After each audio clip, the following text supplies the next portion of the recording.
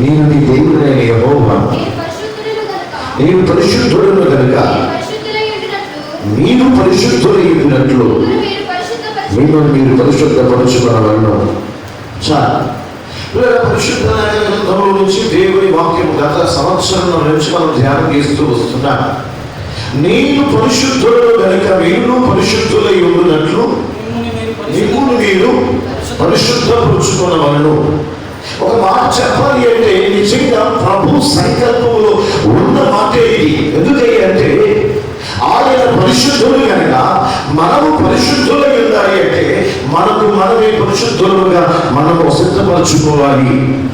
ఎందుకంటే మన ముందున్న పరిస్థితులు, మన ముందున్నటువంటి కాలమాన విధానాలు చదవగలిగితే పరిశుద్ధత లేకపోతే బ్రతుకు లేదు. ఏది లేకపోతే, పరిశుద్ధత లేకపోతే. కనుక దేవుని సన్నిధానంలో వాక్యం నేర్చుకుంటున్నటువంటి మనము కాపాడుకోవలసిన కాలంలో మనం ఉన్నాం. మన భక్తిని మనము కాపాడుకోవాల్సిన స్థితిలో మనం ఉన్నాం. మన భక్తిని మనము కాపాడుకోవటమే కాకుండా మనము పరిశుద్ధతతో నిలిచి దేవుని కొరకు, దేవుని చిత్తమును చేయడం కొరకు ఎదురు చూడవలసిన వారమై ఉన్నాం. హల్లెలూయా. దేవుని చిత్తమును చేయాలి అంటే మనమే ఆయనకు బలిగా మార్చబడాలి.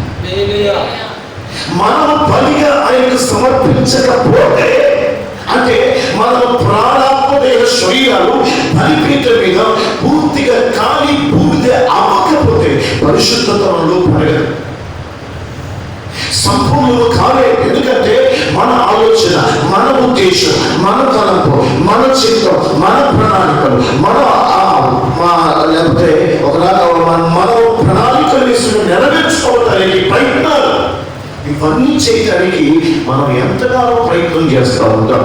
కానీ అవన్నీ కూడా ప్రతి దినం ఉదయకాలపు వేళలో బలిపీఠం మీద కాలి బూడిదైపోతే, పరిశుద్ధాత్మ అభిషేకంలో కాలి బూడిద సంపూర్ణంగా మనం కాలి బూడిద అయితే, అంటే ఎలా అవుతామో అంటే బలి అర్పణ అంటే నీ ప్రాణం, దేహం, ఆత్మ ఈ మూడు ప్రభు స్వాధీనంలో ఉండి ఆత్మదేవుడు మన లోపల ఉండి పరిశుద్ధాత్మతో మనం మండుతూ పరలోక దేవదూత భాషలతో మండుతూ మాట్లాడుతూ మనము దేవునికి అప్పగించుకున్నప్పుడే పరిపూర్ణంగా కాలి బూడిదవుతున్నట్లు. అప్పుడు మన ఆలోచన మనకు ఉండవు, అప్పుడు మన ఉద్దేశాలు మనకు ఉండవు, అప్పుడు మన తలంపులు మనకు ఉండవు. ఏముంటాయి అంటే దేవుని ఆలోచన మనలో పనిచేస్తుంది, దేవుని చిత్తం మనలో పనిచేస్తుంది, దేవుని ప్రణాళిక మనలో పనిచేస్తుంది.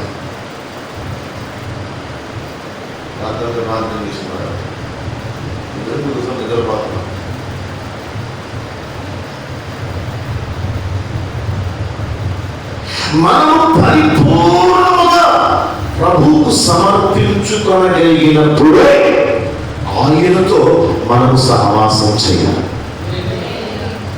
అందులో నేర్చుకున్న శిష్యులు ఒకటి దహన బలి అయిపోయింది, రెండవది నైవేద్య బలి అయిపోయింది, మూడవది సమాధాన బలి. సమాధాన బలి అంటే ఏమిటి? ఆదివారం చెప్పారు. సమాధాన బలి అంటే ఏమిటి? సమాధాన అంటే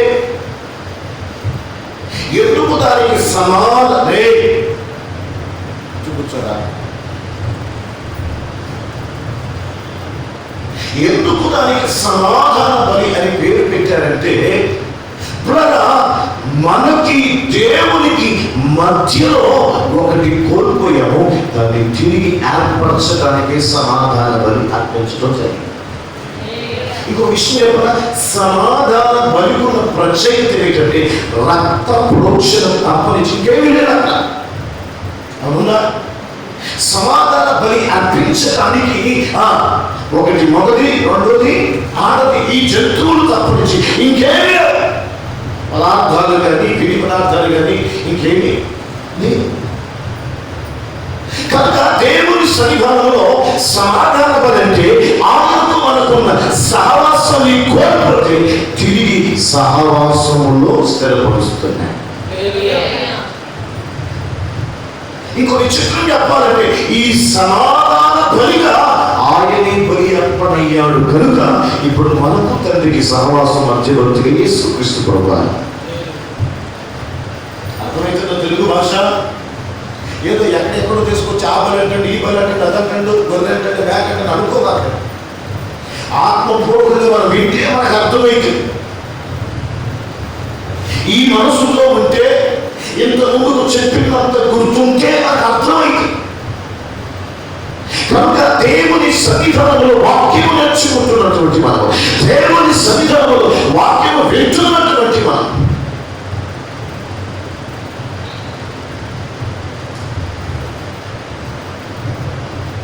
సమాధాన పరిజ్ఞానాలను మారగలిగినప్పుడు ఆయనతో మనకు సహవాసము పెంపొందబడుతుంది.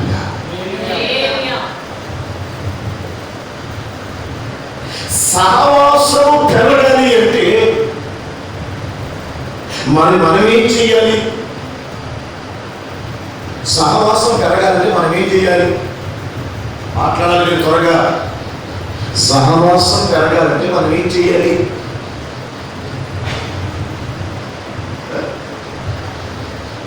ఫోన్ కూర్చోవాలా? సైలెంట్గా ఉండాలా? ఏం చేయాలి? సహవాసం పెరగాలి అంటే దేవుని సన్నిధానంలో మొదట ఆయనలో ఉన్నటువంటివన్నీ కూడా మనం కొనుక్కోవాలి. ఇప్పుడు మందిరానికి ప్రతి ఆదివారం ఎందుకు మందిరానికి రావాలి?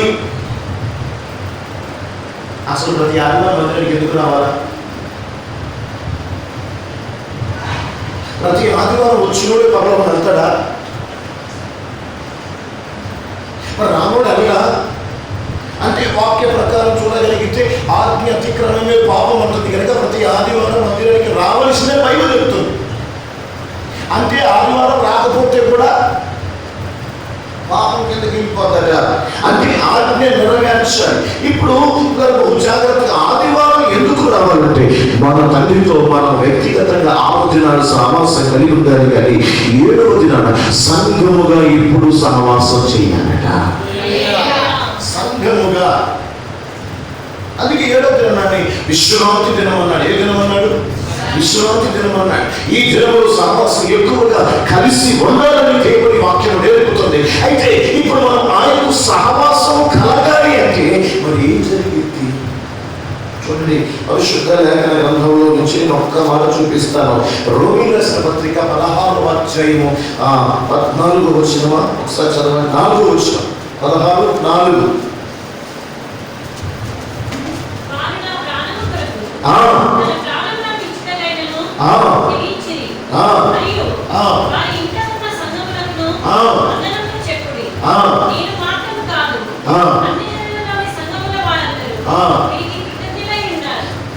ఏమైనారట? కృతజ్ఞులై ఉన్నారు. ఎప్పుడు మనకి సహవాసం పెరుగుతుందంటే ఆయన ఏమిటో మనకు అర్థమైతే అప్పుడు మనలో సహవాసం పెంపొందడానికి ఆలోచిస్తాం. యేసు మనకు అర్థం అవ్వాలి. ఏమవ్వాలి? ఏంటి చెప్పండి? యేసు మనకు అర్థం అవ్వాలి. ఎప్పుడు అర్థమవుతాడు?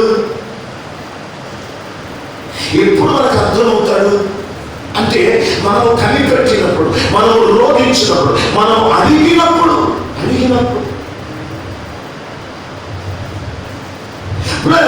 సహవాసం అనేది చూడండి, ఒక ఇద్దరు సహవాసం చేస్తున్నప్పుడు అన్ని భరిస్తారా?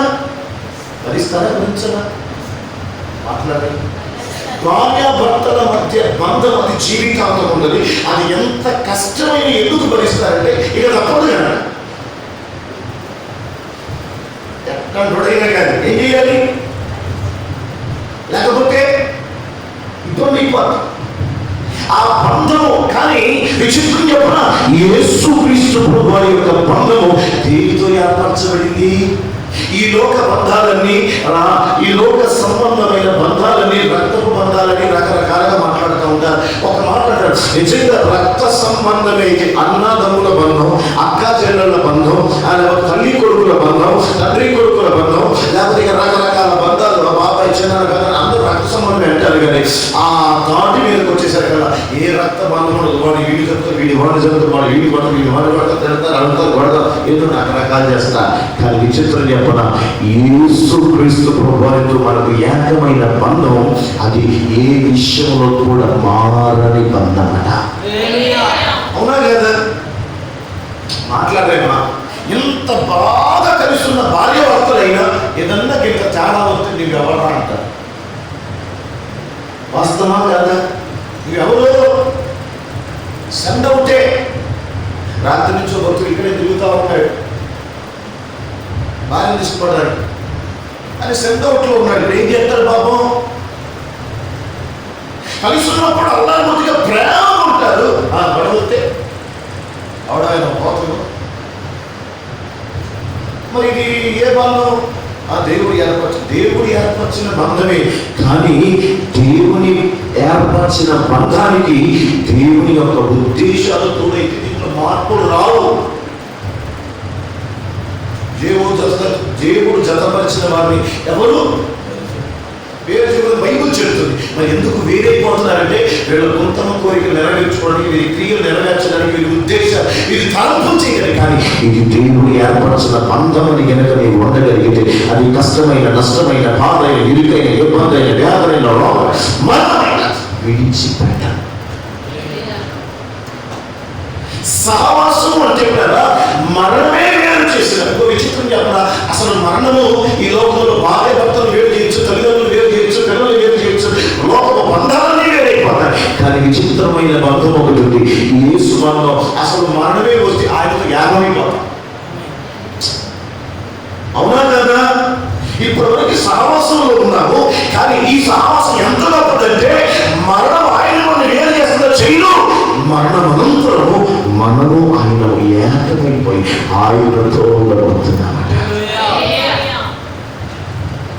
సహవాసం చాలా ప్రాముఖ్యమైనది. చాలా మంది ఆదివారం మందిరం వదిలిపెడతారు, సేవకులతో సహవాసం వదిలిపెడతారు, సంఘంతో సహవాసం వదిలిపెడతారు, రకరకాల పరిస్థితులు చెబుతూ ఉంటారు. కానీ సహవాసానికి ఉన్న బలం, సహవాసానికి ఉన్న తీవ్ర, సహవాసానికి కట్టుబడి ఉన్న పద్ధతులు, ఇవన్నీ కలిగి నీవు జీవించగలిగితే దీనిలో ఉన్నంత గొప్ప దీనాశని కేటాడుతున్నాను.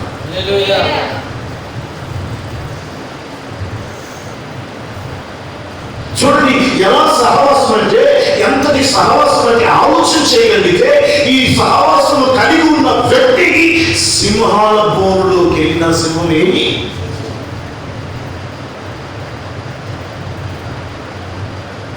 దేవుని సహవాసంలో కలిగి ఉన్నటువంటి వారి మీదకి ఏ విపత్తు కలిగినా దేవుడు వారిని ఎప్పుడు ఎన్నడూ వదిలిపెట్టాలి. సహవాసం అంటే నేను మాట్లాడుకున్నట్టు చేసే సహవాసాలు కాదు. మంచుకున్న రోజులు కలిసి ఉండడం, ఆ పాపం వస్తే దూరంగా భార్య విడిచేయడం, ఆ పక్కన భార్య, ఇవన్నీ పనికిమాల బంధాలు. కానీ ఒక మాట చెప్పన, యేసు క్రీస్తు ప్రభువు ఆయన భూమి పునాదులు వేయక మునుకున్న దేవుడు, ఆయన ఎప్పటికీ ఉన్నాడు, ఇంకనూ ఉంటాడు. నేను అంటాను, ఆయనలో ఏదైనా మార్పు కలిగిందంటారా? అట్లానే మీరు మందిరానికి వచ్చే రోజు నుంచి రోజు వరకు మీరు అట్లానే ఉన్నారా? నేను ఎట్లానే ఉన్నానా? మరి మనకెందుకు మార్పులు వస్తున్నాయి అంటే మనకు సహవాసం చేయడం రావట్లేదు. వస్తుందా? పాడమంటే పాడతాం, ప్రేమ ప్రేమ ప్రేమ. ఏంది ప్రేమ? ఏంటి మాటలు అంటే సహవాసం అంటే కదా ఆయన మనలను భరించును. ఆయన మనలను భరించును కాదు, భరిస్తూనే ఉన్నాడు. భరించట్లేదా? మాట్లాడాలి మీరు త్వరగా. ఆయన మనల్ని భరిస్తున్నాడా? భరించట్లేదా? ఒక ఆదివారం వచ్చి 4 ఆదివారం లేకపోతున్నా ఆయన మనల్ని మొయ్యట్లే. అవునా కదా? మొయ్యట్లే. ప్రార్థన చేయకపోయినా మొయ్యట్లే, ఆరాధన చేయకపోయినా మొయ్యట్లే. ఆరాధన చేయాలంటే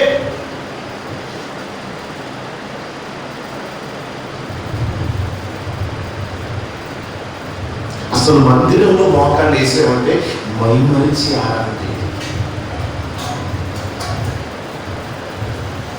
సహవాసంలో నిలిచి ఉండటం అంటే ఆయన నీకు అసలు ఆయన ఏమై ఉన్నాడో ఒక్క ఏమంటున్నాడు? అసలు నీ కొరకు ప్రాణమే పెట్టాడు. ఎందుకు? ఆయన నీ కొరకు యాగమైపోయాడు, ఆయన నీ కొరకు రక్తం కార్చాడు, ఆయన నీ కొరకు పరలోకం తెరిచాడు, ఆయన నీ కొరకు సింహాసనం ఏర్పరిచాడు, ఆయన నీ కొరకు బహుమానాలు ఏర్పరిచాడు, జీవవృక్ష ఫలాలు ఏర్పరిచాడు, ఆయన నీ కొరకు భూమి మీద సకలం ఏర్పాటు చేస్తున్నాడు. మరి నీకు ఆయనతో సహవాసంలో ఉన్నావా? అసలు సహవాసం అంటే ఏంటి నాన్న? కలిసి నడవాలి. చూడండి, బైబుల్ గ్రంథంలో ఒక ఇద్దరు వ్యక్తుల సహవాసాలు ఉన్నాయి. ఏమిటి ఆ సహవాసం అంటే? దావీదు, యోనాతాను. ఏంటట? దావీదు, యోనాతాను. వీరి స్నేహం ఎంతంటే దావీదును కాపాడి తన తండ్రి అయినటువంటి సౌలు చేసిన మోసాలకు, ఆ పరిస్థితులకు యోనాతాను కూడా చనిపోయాడు, చంపబడ్డాడు. కానీ దావీదు క్షేమము కొరకు యోనాతాను బ్రతుకున్నంత కాలము తాను ప్రయాసపడుతూ వచ్చాడు.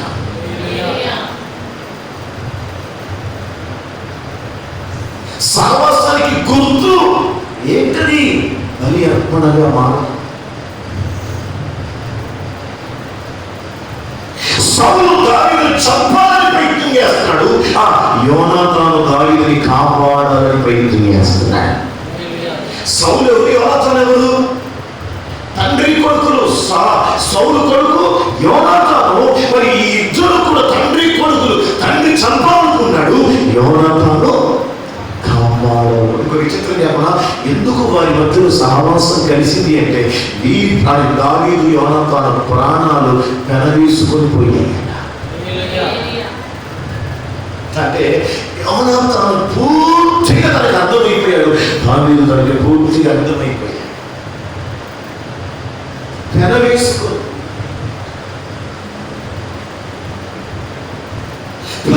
దేవుని సన్నిధానంలో దేవుని వాక్యం నేర్చుకుంటున్నట్టు నీవు తండ్రి యొక్క సహవాసం ఎలా ఉంది? మనం పరిశుద్ధులం అవ్వాలంటే, దేవునికి ఇష్టం అవ్వాలంటే, దేవుని చిత్తం చేయవారిగా ఉండాలి అంటే సమాధాన బలి లోపల ఉండాలి. అనగా సహవాసం పెట్టుకుంటారు. ఈ సహవాసము కలుగుట వలన నీకు సమాధానము కలిగింది. నీకు సహవాసము అభివృద్ధి చెందటము ద్వారా ఐక్యత పెరిగిపోతుంది. ఐక్యత పెరగటమే కాదు, దేవుని రాజ్యమునకు నీవే ఒక చిరునామాగా మారిపోతావు.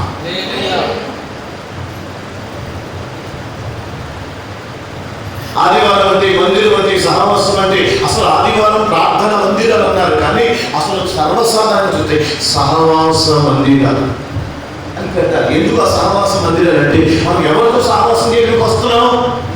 మంచి వాడితో సహవాసం చేయడానికి వస్తున్నాం. ఎవరితో సహవాసం చేయడానికి వస్తున్నాం? మనం ఓడించిన వాడితో సహవాసం చేయడానికి వస్తున్నాం. ఎవరితో సహవాసం చేయడానికి వస్తున్నాం? అసాధ్యుడైన దేవుడితో సహవాసం చేయడానికి వస్తున్నాం. ఎందుకు ఇక్కడికి వస్తున్నాం? మనం బ్రతికిస్తున్న వాడికి సహవాసం చేయడానికి వస్తున్నాం. ఎందుకు ఇక్కడికి వస్తున్నాం? ఆయన లోకంలో ఏదైనా చేయగలిగే పరిపూర్ణునితో సహవాసం చేయడానికి వస్తున్నాం.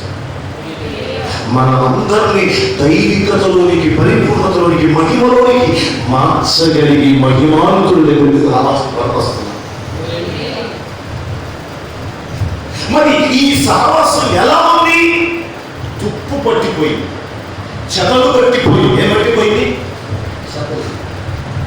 ఎందుకంటే సహవాసం చేయడానికి వచ్చిన తరువాత ఇంకో విషయం చెప్తున్నా చూడండి. బైబుల్లో దేవుడితో కూడా వ్యక్తి సహవాసం చేశాడు. ఎవరైనా దేవుడితో సహవాసం చేసిన ఎవరు లేరా? ఎవరైనా అబ్రహామేనా? నేను సహవాసం గురించి మాట్లాడుతున్నా. సహవాసం అంటే మీరు అనుకునేటట్టు ఒక కార్యవారం వచ్చిపోయి ఆ సహవాసం కాదు.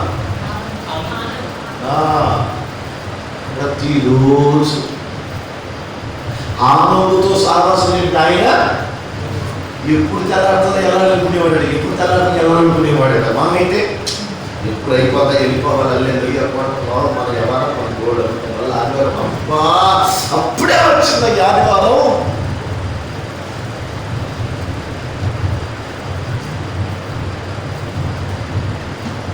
పరిశుద్ధ గ్రంథంలో దావీదు కీర్తనకారుడు అంటాడు, యెహోవా మందిర ఆవరణంలో చూడవలనని నా ప్రాణము తృష్ణపడుచున్నది. సహవాసం చేయడానికి ప్రాణము ఆరాటపడాలి, ఆయత్తపడాలి. ఆలోకు ప్రతిరోజు తండ్రి అయిన దేవుడితో సహవాసం చేస్తూ చేస్తూ చివరికి ఈ సహవాసం ఏం చేసిందట? ఈ లోకాన్ని విడిచి ఆ లోకాన్ని తీసుకెళ్ళిపోయింది. ఆయన ఎలా సహవాసం చేశాడంటే, ఈ లోక మనుషుల్లానే భార్య పిల్లలు ఉన్నారు, అన్ని పనులు చూస్తున్నాడు, అయినా తన స్నేహితుడిని తనతోనే.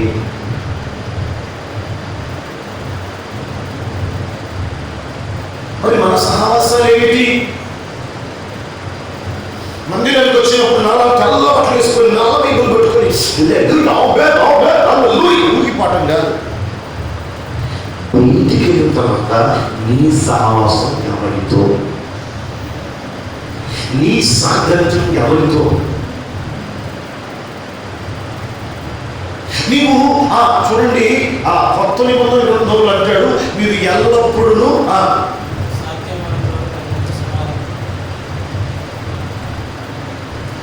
ఎల్లప్పుడూ ప్రార్థన యందును, రొట్టె విరుచుట యందును, అపోస్తుల బోధ యందును ఏం చేయాలట? సహవాసమును ఎల్లప్పుడూ ఎడతెగక. హల్లెలూయా. ఎల్లప్పుడూ ఎడతెగక. మరి ఎడతెగక, ఎరుపు లేక తెలుపు లేక అనేది అర్థం ఏంటంటే, ముసురు వాళ్ళలాగా గయ్యాలి భార్య ఎంత మూడుట కంటే, గయ్యాలి భార్యని, గందరగోళపు భార్యని ఎంతో పోల్చాడు? నిత్యం పడుతున్న ముసురు వానతో పోల్చాడు. నీ చెప్పలే, ఆయన చెప్పాడు మహాజ్ఞాన సొలొమోను ద్వారా దేవుడు రాయించిన మాట, దేవుడు రాయించిన మాట.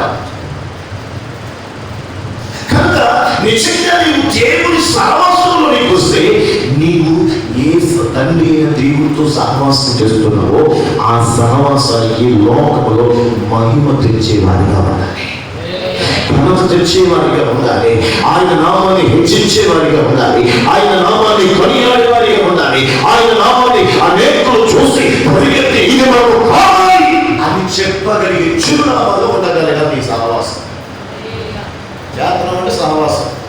సొట్టు తాగేతో సహవాసం అయితే సొట్టే తాగుతారు, కళ్ళు తాగబడితో సహవాసం అయితే కళ్ళు తాగుతారు, పనికి మన సహవాసం అయితే పనికి మన వేషాలు తయారవుతారు.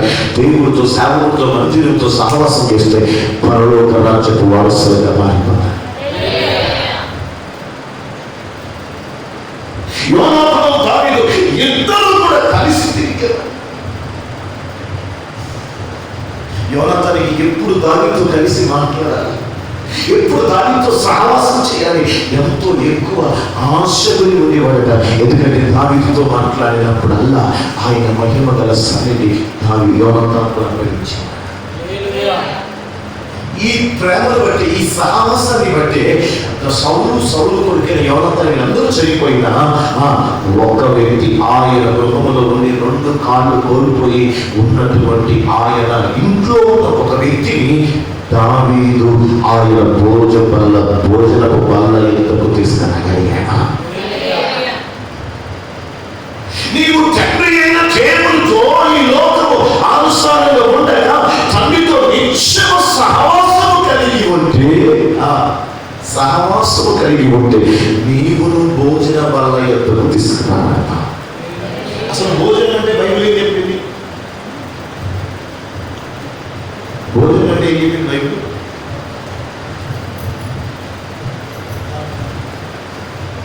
ఎందుకులే కానీ మీకు ఫోటో అవసరం లేదు నాకు అర్థమైంది. భోజనం బైబిల్ ప్రకారం భోజనం అంటే ఏంటి? వాక్యమా? భోజనం అంటే ఏంటి?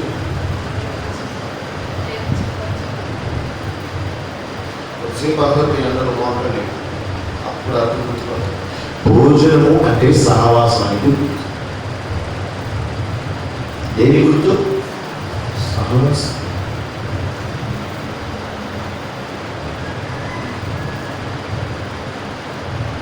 మనం ఆయనతో సహవాసం చేయటం మనకు రావాలి. ఎందుకు దేవాతి దేవుడు పరలోకమును విడిచిపెట్టి భూమికి దిగి వచ్చి హానోకుతోనే సహవాసం చేయాలి? ఇంకెవరు నేను సహవాసం చేయలేదు మనలేదా? అర్హులు కాదా? యోగ్యులు కాదా? అంటే హానోకు ఒక్కరికే తండ్రి అయిన దేవుడితో ఎలా సహవాసం చేయాలో తెలుసు. ప్రతోడు భక్తి పడి, ప్రతోడు క్రైస్తవుడు, ప్రతోడు విశ్వాస చెప్పుకోవడానికి, కానీ సహవాసం చేయటం రా. సహవాసంలో నిలిచి ఉండటం రా. అసలు సహవాసం నీకు మొదటిసారి అర్థం అవ్వాలి. ఏమయ్యా ఎందుకు యేసు నమ్ముకున్నామంటే నా కాళ్ళు పోయింది, కడుపులో పోయింది, లేకపోతే నా తల బాగుంది, కళ్ళు వచ్చినాయి, చేతులు వచ్చింది, దీనిక నువ్వు కాదు కాదు తరతరములు నీ వారితో ఉండబోతున్నది. ఇంతకన్నా గొప్ప సాహసం ఏముందా? మరణము లేకుండా, ఏమి లేకుండా.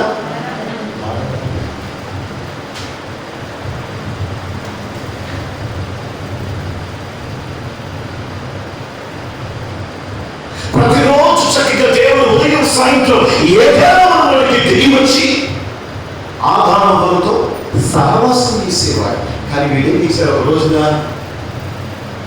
చాటులు దాక్కుంటే మీరు అంటే మేము చాటులు దాక్కున్నాము. మాట చెప్పనా? తండ్రి సహవాసం కోల్పోయిన వాడికి దిగంబరత్వమే మిగిలిపోతాయి.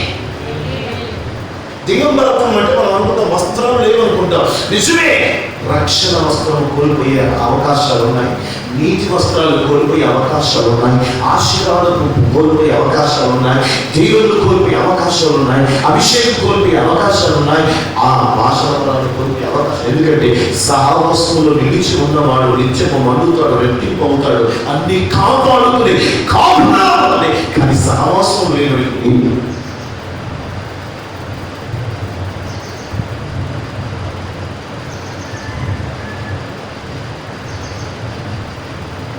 చూడండి, ఏదేను మనలో ప్రతిరోజు తిరిగేవాళ్ళు, కానీ ఎప్పుడైతే సహవాసం కోల్పోయారో వీళ్ళు బయటికి వెళ్ళబడ్డారు. ఎందుకంటే చెయ్యకూడని పనులు చేస్తారు. సహవాసం, తండ్రితో సహవాసం లేనోడు ఏమవుతుంది అంటే చెయ్యకూడని చేస్తారు, చెయ్యాల్సినవి చెయ్యరు. ఇంకా కొంతమంది తయారవుతారు, తెలివితేటలు ఉపయోగిస్తారు సహవాసం కొరకు. మాట చెప్పిన నీ తెలివితేటలు నా తెలివితేటలు సహవాసం చెప్తే ఎందుకు పనికిరా? ఒకరోజు అన్నీ మాడిపోతాయి, మసిలిపోతాయి. కానీ తండ్రి దేవుడి ఉద్దేశ ప్రకారం నీవు సహవాసంలోనికి రావాలి, నీవు నడిపింపులోనికి రావాలి, నీ ఆయనతో కలిసి ఉండాలి, నీ ఆయనతో కలిసి నడవాలి. చూడండి, ఆయనతో కలిసి నడిచిన వారిని అగ్నిగుండంలో నడిపించాడు, సింహాసనంలో నడిపించాడు, నీతిగా నడిపించాడు. ఆయన ఏ పరిస్థితిలో నడిపిస్తూనే ఉన్నాడు. కారణం ఆయనతో సహవాసం చేసేవాడిని ఎప్పుడు వదిలిపెట్టడు, విడిచిపెట్టడు, పక్కన పెట్టడు.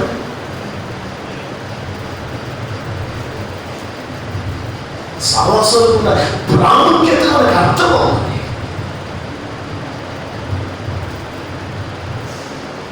మందిరం ఎందుకు కట్టబడుతుందంటే మనం అందరం కలిసి ఆయనతో సహవాసం చేయడానికి, ఆయన్ని ఆరాధించడానికి, ఆయన్ని మహిమపరచడానికి, ఆయన్ని గొప్ప చేయడానికి,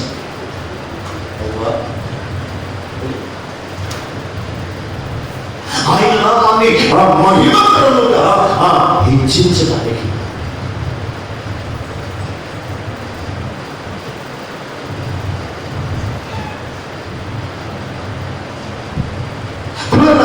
ఈ సహవాసం అనేది ఎవరు ఏర్పాటు చేశారు? అది కింద జరిగించి అపోస్తుల కార్యము 16:4 ఎవరున్నాడు? పనిచేశారా? ఏదో నాకేం అర్థం కాదు.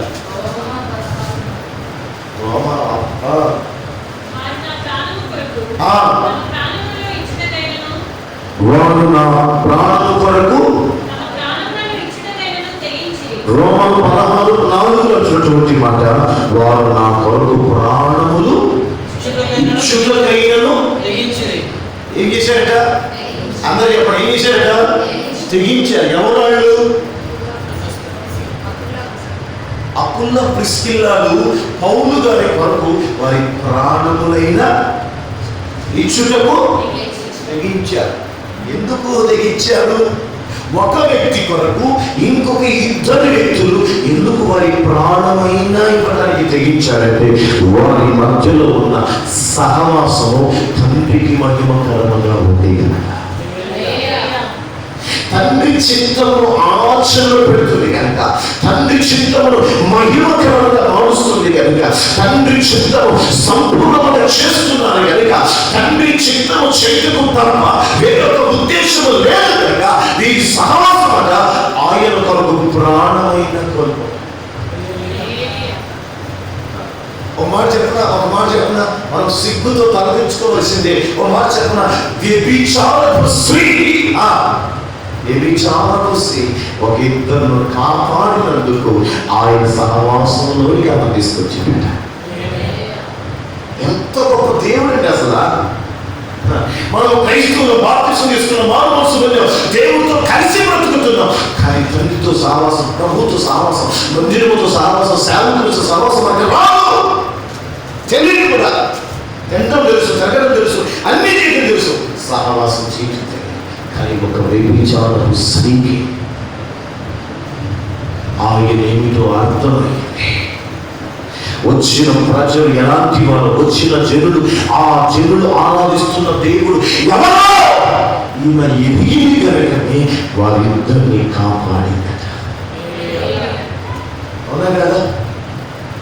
అవునా? కాపాడటమే కాకుండా ఇలాగా ఒక్కసారి మమ్మల్ని జ్ఞాపకం చేస్తుంది. గొప్ప అద్భుతం సాగింది. సహవాసంలో నిలిచి ఉంటే పరిపూర్ణ పాపము కూడా నాశనం అయిపోయి పరిశుద్ధతో చేస్తాడట.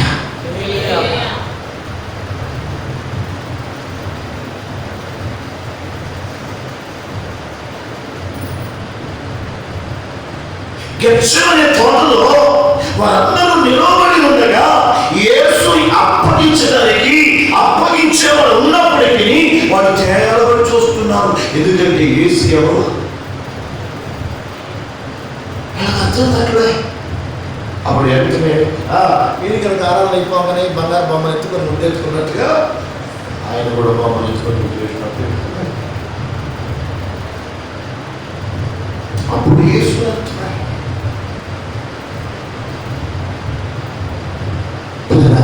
సహవాసము మన రూపమును మారుస్తుంది, సహవాసము మన పరిస్థితులను మారుస్తుంది, సహవాసము మన క్రియలను మారుస్తుంది, సహవాసము మన అవసరతలను తీరుస్తుంది, సహవాసము మన భూ సంబంధులుగా మార్చి ఆ భూ సంబంధులు కాక పర సంబంధులుగా మార్చి వేస్తుంది, సహవాసము మన క్రియలను మారుస్తుంది, సహవాసము మన ఆలోచన మారుస్తుంది, అసలు సహవాసము పరలోకపు బంధి సంబంధిగా మార్చి వేస్తుంది. ఒక మాటలో చెప్పాలంటే ఆయన పోలికలోకి తీసుకొస్తాడు. ఇంకో వ్యక్తి మీకు జ్ఞాపకం చేస్తా. రాత్రిరంతా సహవాసం చేసినందుకు ఆయన జీవితంలో ఉన్న బ్రతుకు మొత్తం మారలేదా? రేపులో అందరినీ పంపించి ఒంటరిగా దేవుడిని పట్టుకుని, ప్రభు నేను మోసగాడయ్యా, నేను అనేకుల్ని మోసం చేశానయ్యా, నా జీవితం పనికి మారినయ్యా. కొంతమంది వారి జీవిత సాక్ష్యం చెప్పుకోవడానికి కూడా ఇష్టం ఉండదు. కానీ నేనైతే ఆయన చెప్పేసుకున్నాడు, పరిపూర్ణంగా చెప్పాను, ప్రభు నేను మోసగాడయ్యా, నా అన్నను మోసం చేశాను, నా తండ్రిని మోసం చేశాను, నా అమ్మను మోసం చేశాను, అందరిని మోసం చేశాను, నేను మోసగాడిని. ఈ మోసగాడి సహవాసంలో ఉండకూడదు.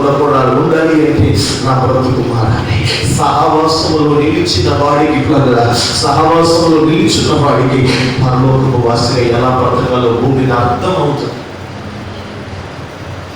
కనుక రాత్రిరంతా తన ప్రాణం పోయే పరిస్థితికి వచ్చేసాడు.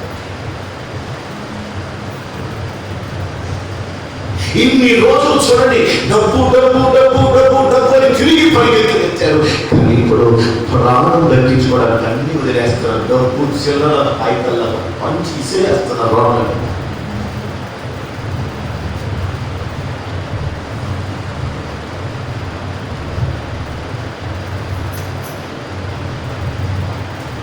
మనకు సమాధాన బలి అంటే తండ్రి అయిన దేవుడితో మనము చేయవలసిన సహవాసం.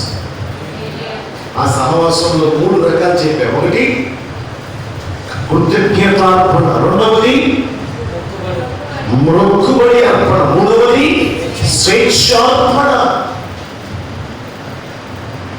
సహవాసం చేసేవాడికి కృతజ్ఞత అర్పణ ఉండాలి. అసలు కృతజ్ఞతే లేకపోతే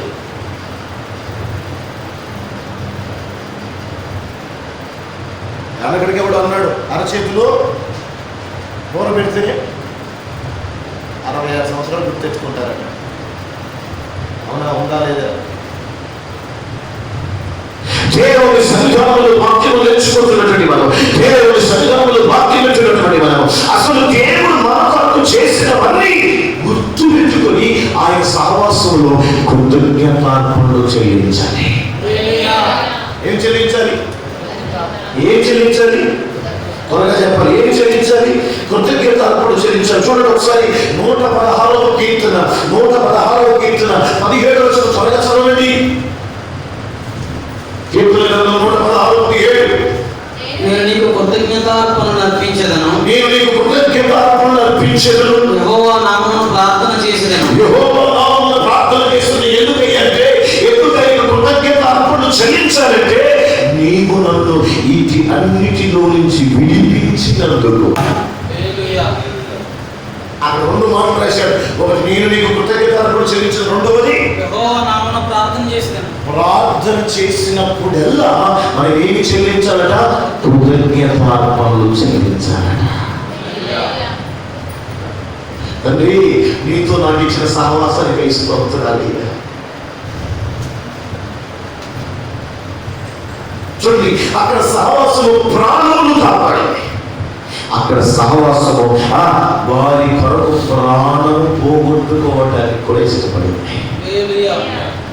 మరి నీవు నేను చేస్తున్న సహవాసాలు, మన సహవాసం ద్వారా ఏం జరుగుతుంది భూమి మీద?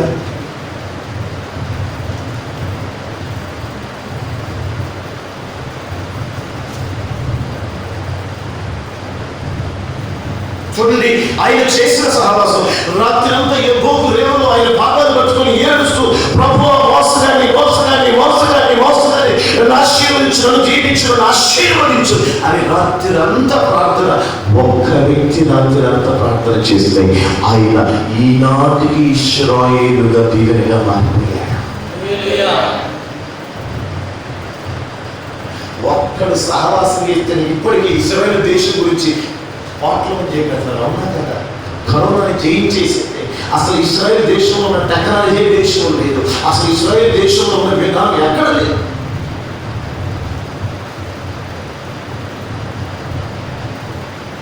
మరి నీవు నేను కూడా తండ్రి అయిన దేవుడితో నా తండ్రి యేసుక్రీస్తుని చెప్పుకొని సహవాసంలో ఉన్నామనుకుంటున్నాను. కానీ మన సహవాసం ఏ ఫలితాన్ని తెచ్చిపెడుతుంది?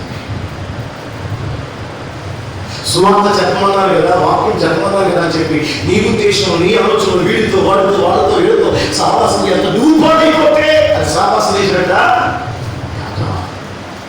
నీవు తండ్రి అయిన దేవుడితో సహవాసం కలిగి నీ సహవాసంలోనికి ఇంకొకడు రావాలి కానీ నీ వాడి సహవాసంలో వెళ్ళకూడదు. వెళ్ళొచ్చా? మాట్లాడు. వెళ్ళొచ్చా?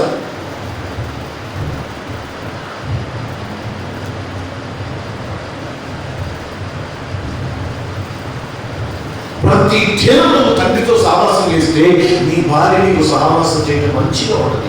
నీవు తండ్రితో సహవాసం లేకపోతే నీకు ఎక్కడ సహవాసం కుదిరిందా? మాట్లాడగలమా? కుదిరిందా? ఇంకో విచిత్రమైన మాట చెప్పనా? నీవు తండ్రి మాట అంటే నీ ఇంట్లో కూడా నీ మాట వింటారు. నీవు తండ్రి ఆజ్ఞలు లోబడితే నీ మాట ఎవరైనా, నువ్వు మాత్రం దేవుడు మాట, నువ్వు మాత్రం సహవాసం కొట్టుకో, నువ్వు మాత్రం మోకాలి, నువ్వు మాత్రం ప్రార్థన, నువ్వేం చెప్పి నీ మాట మాత్రం అందరూ ఎలా వెళ్తారు నాన్న?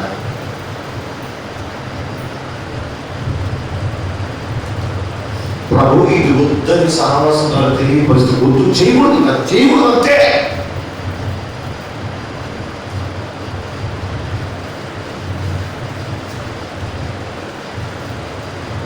అసలు నీకు ఆయన ఏమిటో అర్థమే కాకపోతే నువ్వు సహవాసంలో నిలిచిపోవాలి. తెలుసు నాతో చాలామంది సావాసం చేయడానికి వస్తారు, ఎక్కువసేపు నిలవలేదు. ఎందుకు? నేను కలపకుండా, నేను దుర్మార్గుండా కాదు. నాకు ప్రేమ ఉండదు, నేను మనిషి, నాకు ప్రేమ ఉండదు, నాకు చేరలేదు. కానీ చేయటానికి కొన్ని విషయాలు కఠినంగా ఉన్నప్పుడు వందనాలు సార్.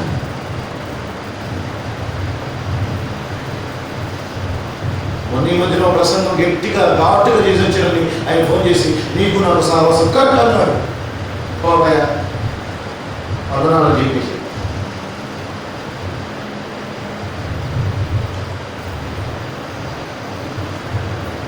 మాకు నచ్చలేదు. మేము నచ్చాల్సిన అవసరం కాదు.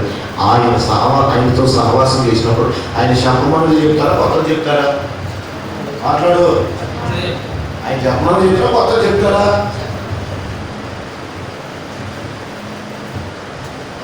మనుషుల మెప్పు కొరకైతే ప్రసంగాలు చేయాల్సిన అవసరం ఏమి? అట్లా ఒప్పుకొని ఉంటే ఎట్లెందుకు ఉండేది మన పరిస్థితి? అట్లా ఒప్పుకొని ఉంటే ఇట్లెందుకు ఇట్లుంటాం మనందరం? అందుకే ఎట్లుంటుందా చెప్పలో.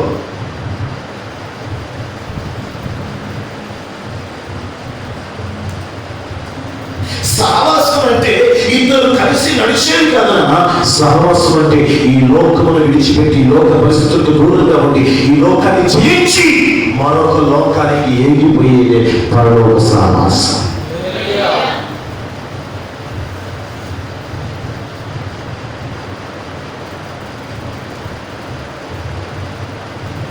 అసలు సహవాసంలో ఉన్న దీవెనంటే అది కష్టమైన, నష్టమైన, బాధైన, ఇబ్బందైన, ఇరుకైన, మరణమైన, వ్యాధి ఏదైనా భరించగలిగే మనసుంటే సహవాసం చేస్తాం. అవునా కదా?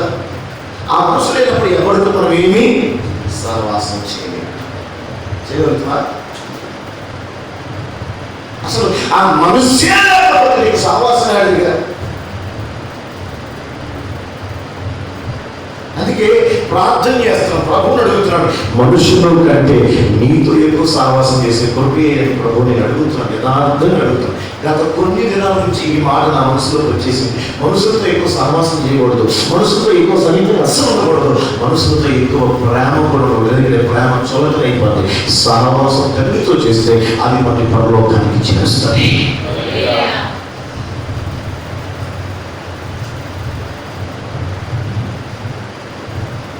నీకు సహవాసం అర్థమైతే ఆ తర్వాత దాన్ని ఏం చేయాలో నీకు అర్థమైంది. కొంతమంది సహవాసంలో ఉండి కూడా నటించడం మొదలు పెడుతున్నాను. నటించడం, నువ్వు నా దగ్గర నటించవచ్చు నాన్న, కానీ తండ్రి ఒప్పుకుంటా మాట్లాడు, ఒప్పుకుంటా. అసలు అన్ని సంవత్సరాలు ఎలా చేశాడండి మానవుడు? దేవుడు ఎలా సహవాసం చేశాడు? అసలు మనం 10 సంవత్సరాల సహవాసంలో, 10 సంవత్సరాల మందిర నడిపింపులో అప్పటికే మనకి గొడవలు, పట్లాట్లు, పాపాలు. మరి ఆయనకు, ఆయన దేవుడికి గొడవ తాపాలు ఏం కాదు.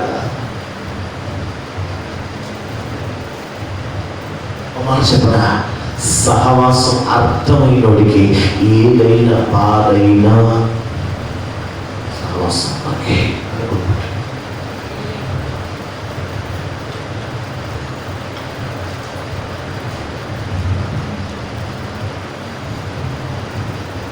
ప్రత్యేక 16:4 అన్నారు కదా, నా ప్రాణములు ఎదుగుతున్నవాడు ఏం చేస్తున్నారట? ప్రాణం ఏదానికి తెగిస్తున్నారు. నీ బంధువు మీరు తెచ్చిపోతున్నారు. ఇప్పుడు మాట్లాడుతున్నాడు, అసలు మన సహవాసంతో గుర్తేమిటి? బలి అవ్వటమేగా. ఆయన మనందరికీ ఆయనే. ఇప్పుడు ఆయన కొరకు ఆయనతో సహవాసంలో ఉండాలా వద్దా? ఎంతకన్నా గొప్ప కార్యం ఇంకేముందండి?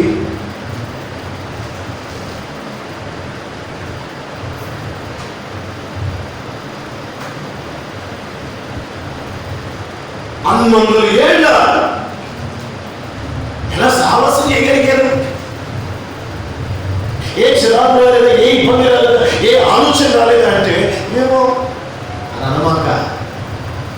వారి మధ్యలో తండ్రి సన్నిధి యాగము చేసింది కనుక ఎప్పుడు వారితో అవ్వలేదట.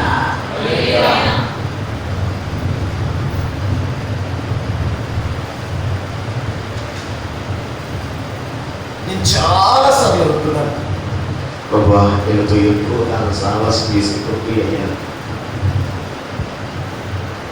తప్పు కాలనే అట్లా అడిగిన వాళ్ళు అందరూ గెట్ అవుట్ అయిపోతున్నారు. అందుకే ఎవరి మీద ప్రారంభించుకోకపోవడం చెప్తున్నాను. యథార్థం చెప్తున్నా.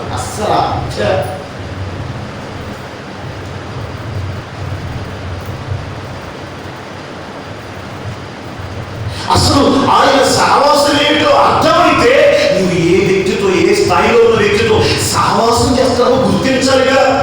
గుర్తించాలా వద్దా? ఆయన మామూలుడా?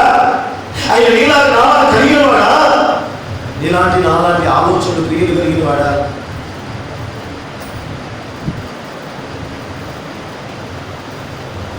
ఇద్దరు చూస్తున్నారు బాగు.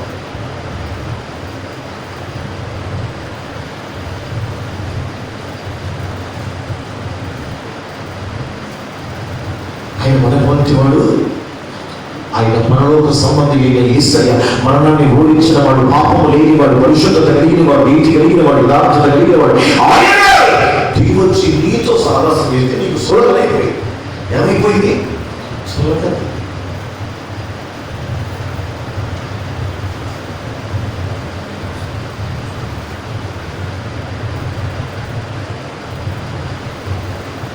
యేసుక్రీస్తు ప్రభువు లోకానికి వెలుగుగా కనిపించాడు.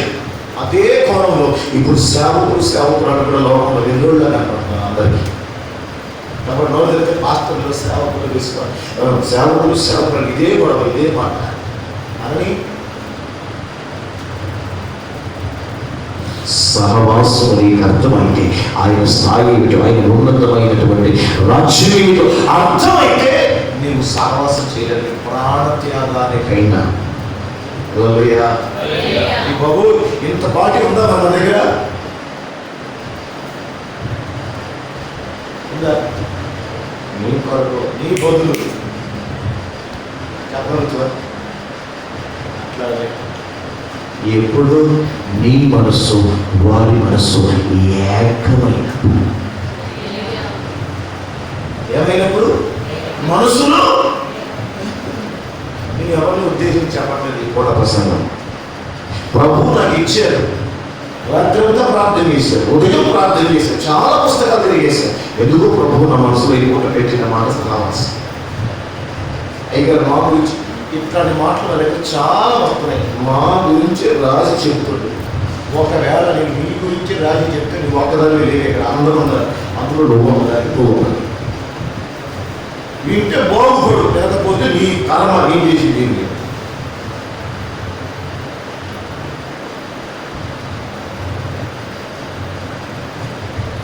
సహవాసం అంటే బహు జాగ్రత్తగా ఆలోచన చేయగలిగితే మనం అనుకున్నట్టుగా, మనం తలచినట్టుగా, మనం నడిపించినట్టుగా, మన ఉద్దేశ ప్రకారంగా ఇది తగిలేనా మాట్లాడాలి, ఇది తగిలేనా?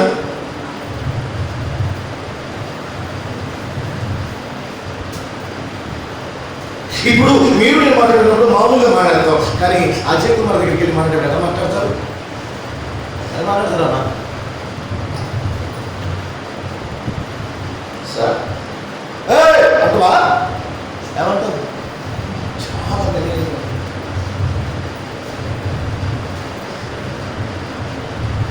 ప్రియ సహోదరి సహోదరుల, ఈ లోకపు ఉన్న పదవికి ఇంత విలువ, ఇంత గొప్ప ఆ ఉన్నతమైనటువంటి మర్యాదలు ఇస్తే నీ కొరకు, నా కొరకు అర్పణగా పోయబడిన ఆయనతో ఎంత సహవాసం చేయాలి, ఎంత భయపడాలి, ఎంత లోపడాలి. అసలు సహవాసంలో ఉన్న ప్రతి తెలుసా? సహవాసంలో నిలిచినోడికి భయం ఉండదు, సహవాసంలో నిలిచినోడికి పడుతుంది, సహవాసం నిలిచినోడికి దేవుని మనసు ఉన్నది. ఏ మనసు ఉన్నది? అవసరమైతే నువ్వు తినకపోయినా నీ సహవాసంలో తినకపోతే వాడి కడుపు కట్టుకునే స్థాయికి ఉన్నాను. అప్పుల పిసుకులు అన్నీ ఇవే చేశారు. ఏం చేశారు? సేవ చేస్తూ వెళ్ళేవాడు, కావలసినవన్నీ సమకూరుస్తూ వెళుతున్న వారు.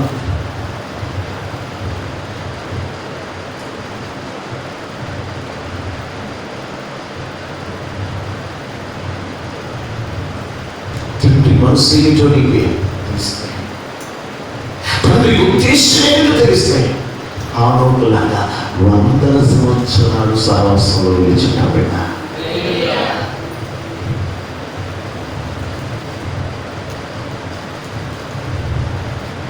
ప్రభు నాకు ఒక సహవాసం ఇచ్చాక, పరిచయం ఇచ్చాక, ఈ సహవాస పరిచయం ఇచ్చాక చాలా మంది నా దగ్గర నుంచి వెళ్ళిపోయినప్పుడల్లా వాళ్ళు తలుచుకున్నప్పుడల్లా బాధేస్తుంది, గుండె వేస్తుంది, దుఃఖం వస్తుంది. వాళ్ళకి సహవాసం అర్థం కదా.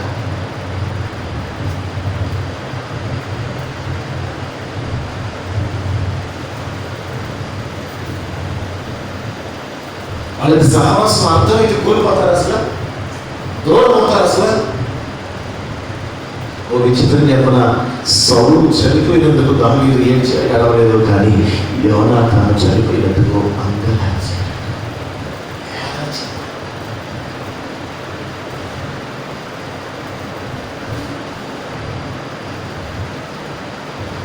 మన సహవాసాలన్నీ ఎలా ఉన్నాయి?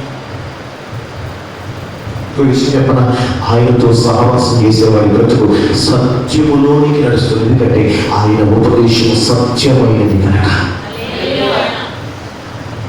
నిర్దిష్టమైనది కనుక, మార్గము కలిగింది కనుక, గురి కలిగింది కనుక, దేవుని చిత్తమును చేయటకు పరిపూర్ణమైంది కనుక. నువ్వు వాడి మాటలు, వీడి మాటలు, ఆ మాటలు, ఈ మాటలు, వాడి చూసి వీడి చూసి అవి చూసి ఈ సహవాసంలో మెలేసి, ఇదే నా సహవాసం అంటే చచ్చిపోతాం. జాగ్రత్త.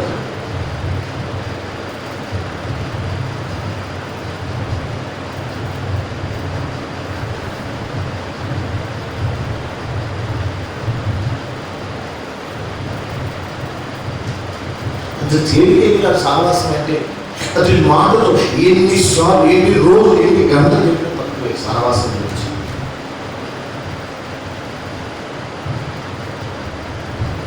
నీకు ఆయనకు సఖ్యత కుదిరిన తర్వాత అవసరమైతే నీకు ఇష్టమైందైనా ఆయన కొరకు ఒత్తిడి వేయాలి.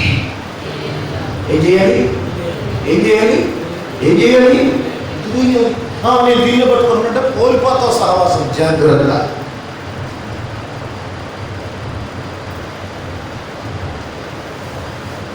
నేను అయ్యగారితో సహవాసంలో కుదిరిన తర్వాత చాలా దెబ్బలు తిన్నా. అయ్యగారితో కాదు, చుట్టుపక్కల వారితో.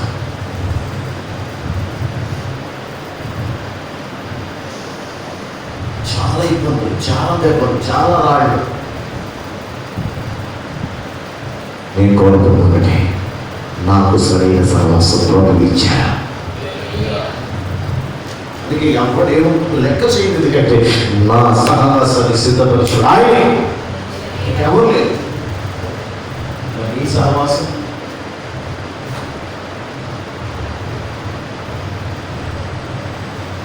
అసలు సహవాసంలో నిలిచినోడికి ఈ వేరొక మనసు ఉంటుంది, అసలు వేరొక కోణం ఉంటుంది, అసలు వేరొక ఆలోచన ఉంటుంది. అసలు మాట్లాడేమా ఉంటుందా?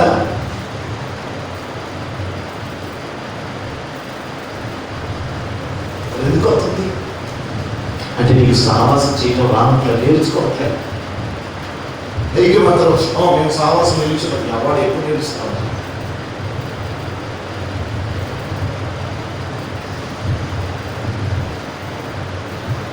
చూడండి, శద్రకు, మేషకు, అబేద్నెగోలు ముగ్గురు ఒకే వ్యక్తిని సహవాసం చేస్తారు. వాళ్ళు ముగ్గురు కూడా అగ్ని కణముల్లాగా మారిపోయారు.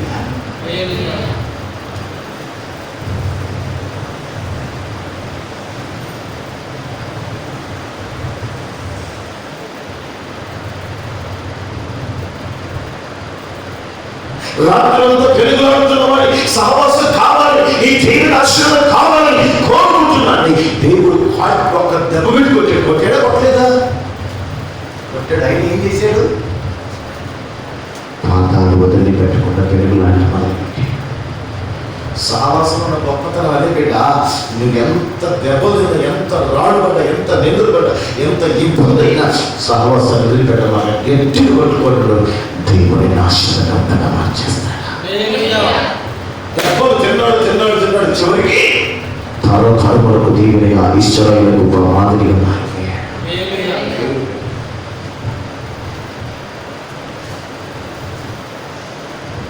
అసలు సహవాసాన్ని ప్రేమించేవాడి కోపం అవుతుందా? దేశభక్తుడా? సహవాసంలో గుండా ఎదుర్కొనేవాడు అన్ని భరించాలా వదిలేయాలా? అది నీకు తెలియాలి, నాకు తెలియదు. ఇంకో మాట చెప్పిన సహవాసంలో ఒక దేవుడు ఒక స్థానంలో ఉంచాక దాన్ని కోల్పోతే తిరిగి ఎవరు ఆ స్థానాన్ని నిలబెట్టలేరు. జాగ్రత్త.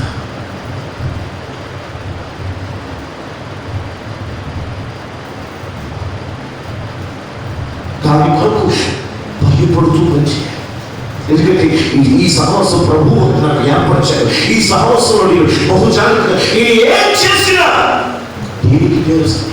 నేను చేస్తున్న సహవాసం గల వాడికి అవమానించబడతాను, నిందించబడతాను, దూషించబడతాను. కనుక నేను చేస్తున్న వ్యక్తి మామూలు వ్యక్తి కాదు. నేను సహవాసంలో ఉన్న వ్యక్తి సాధారణమైన వాడు కాదు, మనుషుల ప్రతివాడు కాదు. ఆయన మనుషులకు అతీతంగా నమ్మకంగా బ్రతికిన వాడు, పాప రహితుగా బ్రతికాడు, పాపము లేనివాడు బ్రతికాడు. కనుక నా సహవాసము స్థిరముగా, పరిపూర్ణముగా, నమ్మకమైనదిగా, యోగ్యమైనదిగా, లెక్కలో నిలబడిగా ఉండగలిగే వాడి సహవాసంలో నిలిచాడు. అంత తేలికైంది కాదు నా సహవాసం అంటే.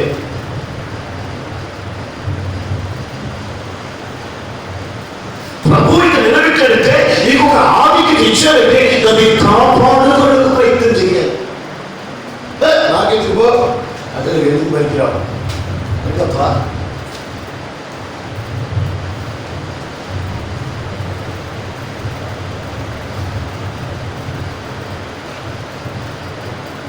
నేను సహవాసంలో ఉన్నప్పుడు, అయ్యగారితో సహవాసం ఉన్నప్పుడు నన్ను ఎవరు పట్టించుకోరు, నన్ను ఎవరు లెక్క కూడా చేయలేదు, నన్ను ఎవరు చూడలే. అట్లా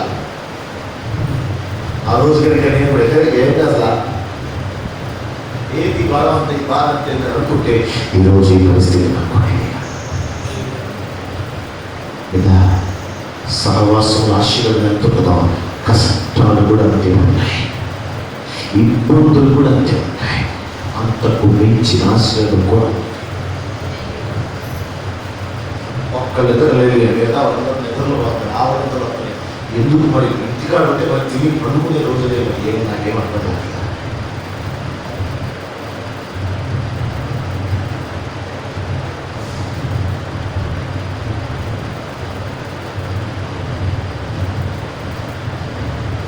వారు నీ ప్రాణము కొరకు మా ప్రాణమైన ప్రాణం తర్వాత అసలు నీకు సహవాసంలో ఉన్నప్పుడు దాన్ని గౌరవించాలనే మనసు నీకు అర్థమవుతుందా? ఎవడైనా తప్పు, నీవు సహవాసంలో ఉన్న వ్యక్తి ఒకవేళ తప్పు చేస్తే వాడిని ఎక్కడ పెట్టుకోవాలా?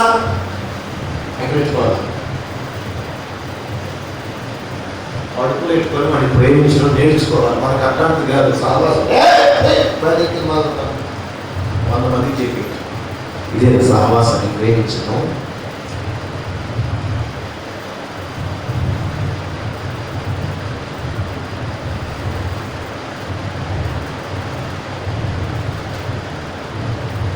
నీకేమర్థమైతే నీ సంవత్సరాల నుంచి నడిపింపులో సహవాసంలో ఉంటున్నావు, కానీ అసలు నీకేమైనా అర్థమైంది? 1% అసలు నాకు 0.01% అయినా అర్థమైందా?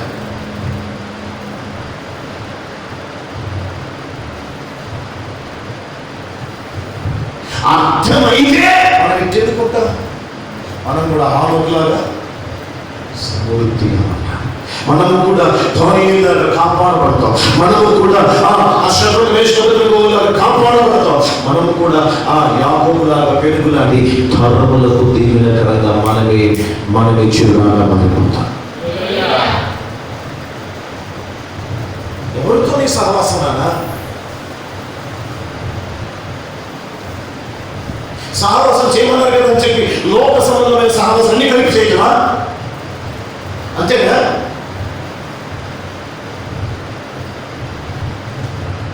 కొంతమందికి 2 అంటే ఆ పదం లేదు.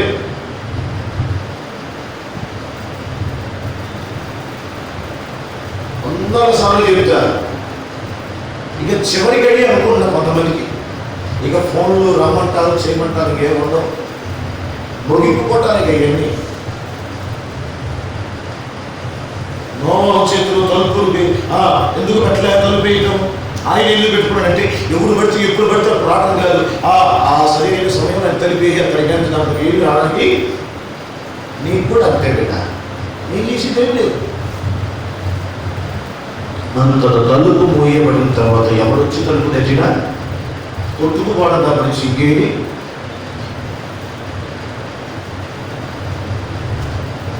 విచిత్రం కదా, మీ ప్రాణం కొరకు మేము ప్రాణం ఎత్తనున్నారంటే ఆ సహవాసం కొరకు వాళ్ళు ఎన్ని త్యాగాలు చేసి ఉంటారు, ఎన్ని త్యాగాలు చేసి ఉంటారు, ఎన్ని ఆటుపోట్లు ఎదుర్కొని ఉంటారు, ఎన్ని ఇబ్బందులు ఎదుర్కొని ఉంటారు, ఎన్ని సమస్యలకు వారు నిలబడి అడ్డుకుంటుంటారు.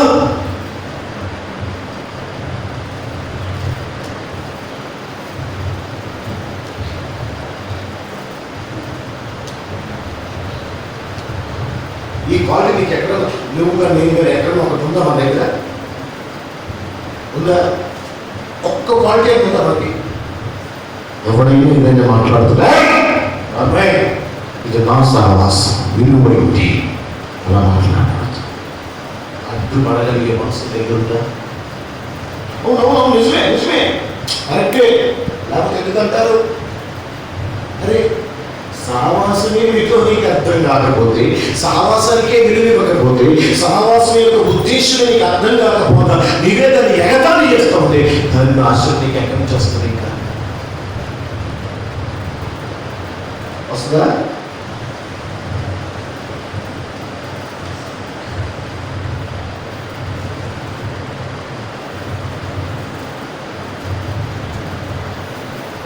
ఆదామా నీవెక్కడ?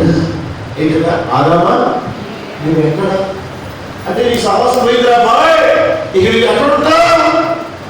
ఇప్పుడు అడుగుతున్నాను, నీవెక్కడా? నీకు ఎక్కడ పోయినా నీకు అడుగున్నావు?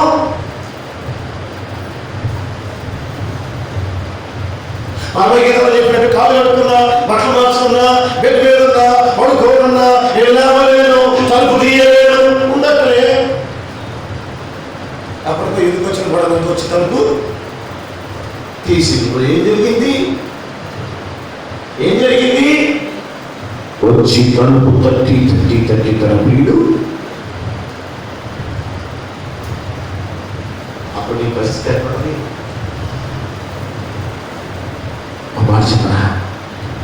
తన తొడగుంటి మీద యాకోబును కొడితే తొడగుంటి పగిలిపోయి రక్తసిద్ధమై నొప్పి మంట రక్తము కాలుతూ బాధలో ఇబ్బందులు ఉంటుంది కూడా ఆయన బాధలు వదిలిపెట్టాయి. సావాసానికి ఇచ్చిన విలువ చెప్పనా? ఒక తల్లి గర్భము ద్వారా భూలోకానికి వచ్చినందుకు ఆయన శిలువ మరణానికి అప్పగించబడుతున్నప్పుడు ఏమన్నాడమ్మా, ఇదిగో నీకు నీ అవసరం తెచ్చిన మరొక కుమారుడు, ఇదిగో ఒకరిని అప్పగిస్తున్నాడు. క్రీస్తే సహవాసానికి ఇంత గొప్ప విలువ ఇస్తే మనం దేనికి విలువ ఇస్తున్నామా? ఒక ఆదివారం అవలోకంగా మానేస్తాం, ఫంక్షన్కి వెళ్ళిపోతాం, ఇంటి కాళ్ళు పోతే ఇంటికాడ ఉంటాం, లేకపోతే వాళ్ళితే వీళ్ళితే ఇంటికాడ ఉంటాం, లేకపోతే నీకు ఇష్టం వచ్చినప్పుడే మందిరం అంటాం. కానీ సహవాసానికి విలువ ఇవ్వకపోతే నీవు ఎక్కడ ఉంటావు? రేపు ఎక్కడ ఉంటావు? అసలు విలువ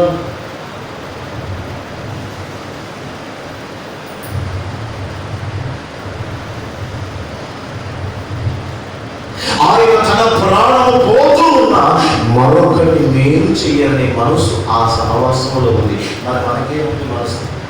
మనకన్నీ బాగుంటేనే సహవాసం చేద్దాం. ఏమి బాగుండకపోతే మాకే ఇదిగా ఉంది, మీకేంటో ఎక్కువ.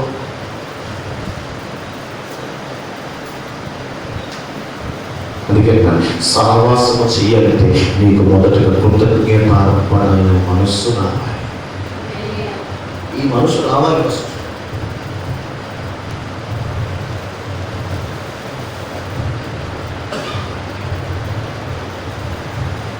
కొంతమందికి మేము చేసిన తండ్రికి అడిగి ఆ మనసు లేకపోతే అన్ని బాగా కష్టాలే నేను అనుకుంటా. ఎప్పుడన్నా ఒకసారి ఏసు నామూలు గట్టిగా అంతే బాగా పెట్టింది, కానీ మనసు రాకూడదు చేయట్టుగా ఉంటాయి.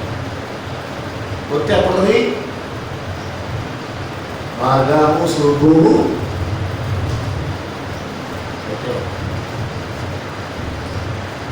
అదనమని పెట్టానా? ఇప్పుడు అడుగుతున్నాను, నీ సహవాసమైన నీ నడిపింపు ఎక్కడ? ప్రతి దినము దేవుని సన్నిధిలో సహవాసం కలిగి ఉన్నావా? ప్రతి దినము దేవుని సన్నిధానంలో బలి అయిపోతున్నావా? ఒక మాట, నీవు బూడిదగా మారితేనే నీ సహవాసం ఘనంగా మారుతుంది. నీవు బూడిదగా మారితేనే నువ్వు సహవసిస్తున్న వాడి సహవాసం నీకు అర్థమవుతుంది. నీవు బూడిదగా మారినప్పుడు నీలో ఉన్నవన్నీ చచ్చిపోయి ఆయనలో ఉన్న గొప్పతనాలు వీటికి వస్తాయి. అప్పుడే ఏదైనా సహవాసం చేయగలుగుతాం. సాక్ష్యం చెప్తాను, నేను ఒకప్పుడు ఇంకా ఉండేవాడిని, మరి ఇప్పుడు ఎట్లున్నావు? ఎప్పుడు కూడా అట్లే ఒక పైకి మాత్రం తెలపట్లు అంతే. వద్దుకు మారాలి, అప్పుడే సహవాసం కుదిరింది. నువ్వు ఎంతైతే ఎంతకంత విశేషమైతే ఎవరికి గొప్ప? ఎవరికి లేక. కేసీఆర్ సైతం వచ్చి పాస్టర్ ముందు మోకాళ్ళు వేయాలా, మరి నువ్వు ఎవరికి గొప్ప? అవునా కదా? అవునా కదా? అధికారం ఎవరికి ఇచ్చాడు? ఆయనకి ఇచ్చాడు. మరి ఆ అధికారాన్ని బట్టి నువ్వేం చేయాలా?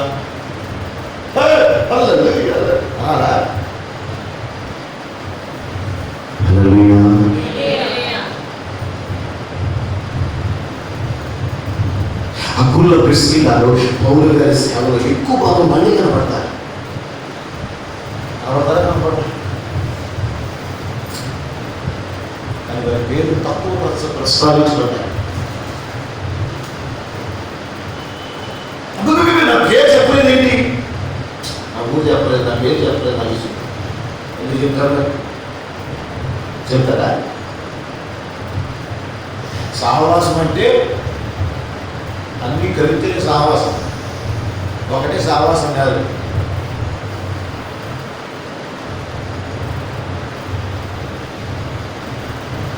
దేవుడు చిత్రం అయితే వచ్చి ఆదివారం కూడా మాట్లాడు. మనము ఆయన వలె మారాలి అంటే మన సహవాసం ఏంటి, ఎక్కడ, ఎప్పుడు, ఎవరితో ఎలా చేస్తున్నావు? ఒకవేళ నీ సహవాసాన్ని ఎలా విలువిస్తున్నావు, నీ సహవాసాన్ని ఎలా మోస్తున్నావు, నీ సహవాసాన్ని ఏమి భరిస్తున్నావు, ఒకవేళ నీ సహవాసం ఏమి భరిస్తే ఏ దీవెన పొందుకుంటున్నావు?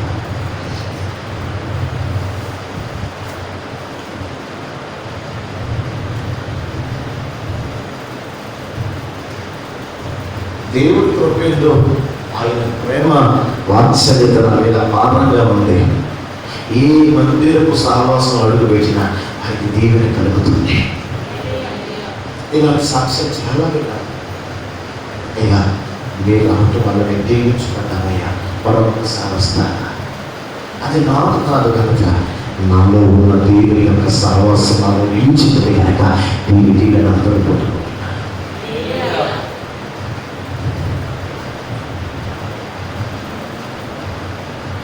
మీరు ఎప్పుడు పొందుకుంటారు?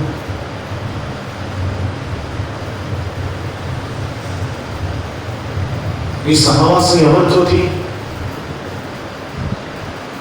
నమ్మకంగా ఉండమన్నా లేదని చెప్పి అసలు దేనిలో నమ్మకం ఉండాలి, దేని ఎక్కువగా ప్రేమించాలి, దేనితో ఎక్కువ సహవాసం నిలుస్తున్నారు ఎదుమోహంలాగా జీవించేస్తే నీకు ప్రభు ఎలా ఇష్టపడతాను? నేను అసలు దేనికి విలువబాలో, దేనికి విలువబడదు, దేన్ని ఎక్కువగా ప్రేమించాలో, దేన్ని ఎక్కువగా దేవునితో ఎక్కువగా నడవాలో, అసలు దేని ఎక్కువగా మొయ్యాలో, దేన్ని ఎక్కువగా భరించాలో నీకు తెలుసా?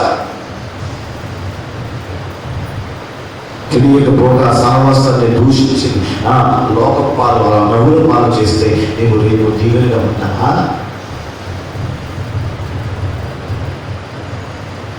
అది తండ్రితో కావచ్చు, సంఘంతో కావచ్చు, సేవకులతో కావచ్చు, ఏదైనా జాగ్రత్త.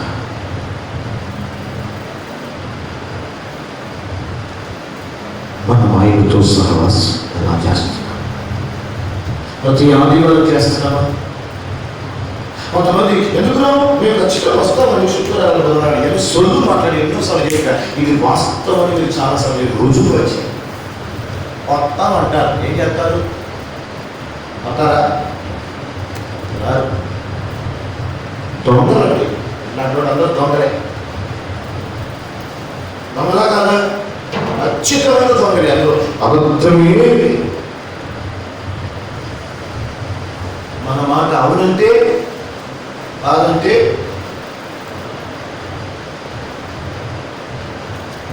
ఎన్నిసార్లు ఇక ఎందుకులే కానీ ఎన్నిసార్లు చెప్పి నువ్వు ఇంతే రేపు తీసి నీకు సహవాసం అర్థమైతే నీకు ప్రతిరోజు పాలు పంపులు పొందాలి. ఎందుకు మనం ప్రతి నెల మొదటి ఆదివారం రొట్టె ద్రాక్షరసం పొందుతున్నాం? కారణం ఏంటి? అది లేకపోతే బతకలేమా అంటే అది మనకు కావాలి. నిత్య జీవములకు చేరాలంటే ప్రతి నెల ఈ సహవాసంలో నిలిచుండాలి.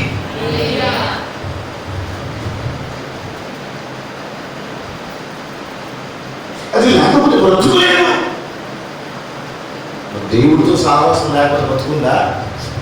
ఉందా? జాగ్రత్త. మోకరించండి, కళ్ళు మూసుకోండి, చేతులు ఎత్తండి.